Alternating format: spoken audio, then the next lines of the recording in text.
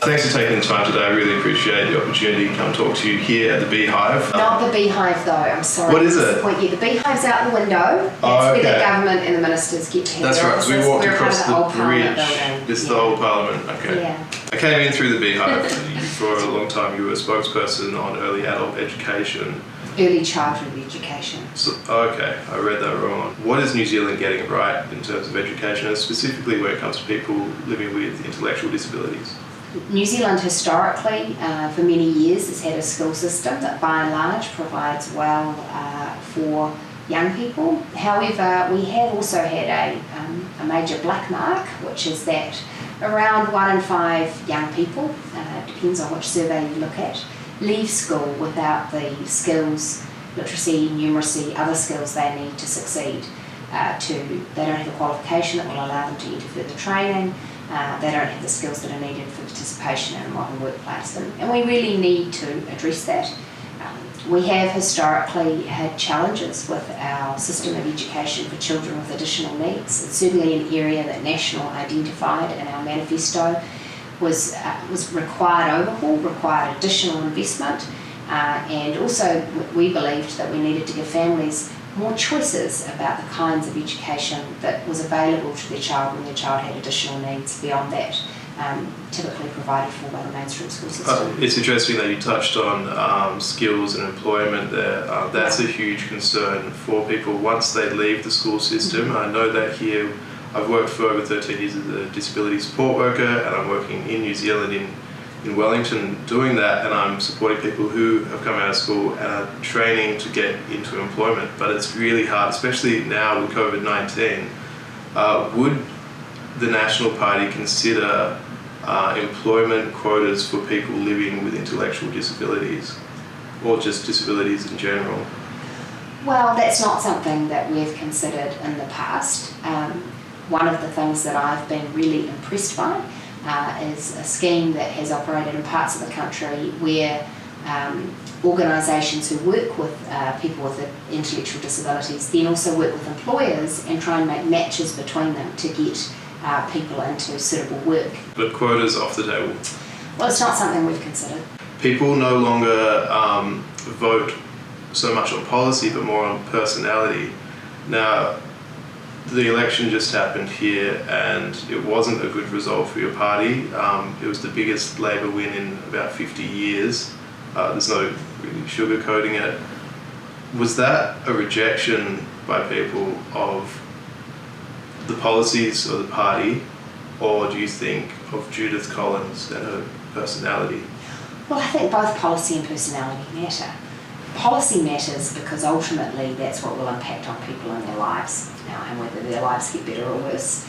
Personality matters because every government will have issues come along or events come along that they didn't predict and that they didn't anticipate in their manifesto. And so how people react to that from a personality perspective is important. And so voters are right to take a view on that. In terms of what went wrong for National, obviously we had a very disappointing result. That's something that we as MPs, our membership, all of us are very conscious on. We have had a review commissioned by our party board into what went wrong, and that's something that as MPs we're contributing to, but as our members will contribute to, and we'll expect some advice to come out of that that's independent of the caucus, and I think that's appropriate. What do you personally think could be attributed to such a great loss? Because I want to know, I want to run. Look, I think as with so many things, there were a range of factors that contributed to our loss, and I will be one of the first to forward the review to you so that you can have a good read and see what not to do. Name any that you personally think? One thing that I think that was a problem was that we weren't outwardly able to show we were a unified team, and I think that's really crucial, particularly in a system that's asking people to give their party vote to a party. I don't think we demonstrated the discipline and unity that people expect to see. I thought about that on the way here because when it comes to politics, we can talk about personality and policy, but trust at the end of the day is the one thing you need if you're going to get in. You need trust with the electorate. There was 2 major party leadership changes for the Nationals in 2020, as well as I think your deputy leader. One of them was Simon Bridges, and it was widely reported that you were one of the people orchestrating the coup against Simon Bridges. Does that kind of instability and changing of leaders, does that break trust with the people? Do you think that's one of the reasons that perhaps your party or yourself did not get across the line at the election? Well, I reject that. The way that the National Party selects its leaders is that the caucus vote for the leader, and the only conditions under which the leadership of our party can change is a circumstance in which a majority of the caucus vote for that. In the case of the change from Simon Bridges to Todd Muller, you'll recall that Simon Bridges publicly talked about there being a challenge, and the caucus then made a vote, and a majority of the caucus voted for a change of leader. So, okay, it was reported that you were doing the numbers for that though. Is that something you think, is that just media spin, or that's... What I think is critically important, and is always the case, is that no leadership change will happen without a majority of the caucus supporting it, and that was certainly the case for National. Okay, how do you build trust with an electorate? Well, it's a combination, obviously, of politicians doing what they say they will, not making promises that they can't keep, delivering on the things that they say they will deliver on, and being seen to be true to their words. Okay, I'll just ask a couple quick questions. You need to point this way, sorry. Yeah, it won't take long. Since coming here, I've experienced some anti-Australian sentiment, not that much, mostly just being called underarm bowler and things like that, which I expected. But a lot of it, I understand, is following the Christchurch shootings. How can Australia be a better neighbour? Well, look, I think the relationship New Zealand has with Australia is the most important country-to-country relationship we have. I'm always reluctant to get into the business of criticising Australia for the way it does things, because equally I don't really want Australian politicians criticising the way New Zealand does things. I guess I'm not asking you to criticise, but is there any...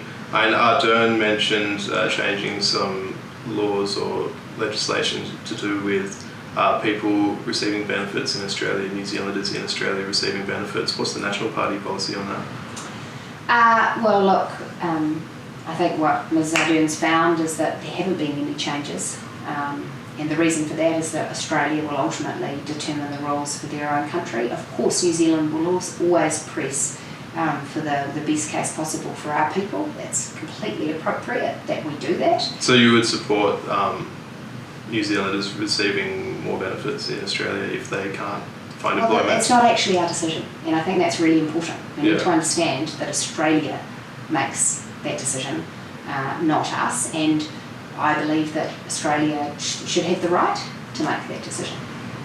Okay, yeah.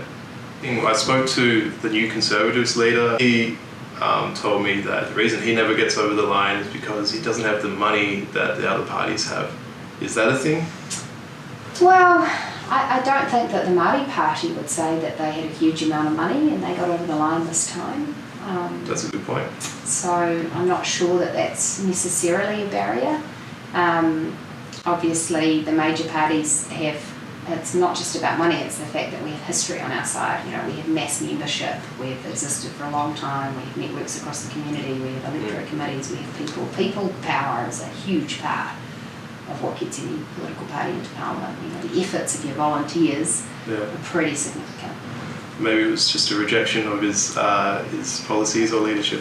It's quite possible.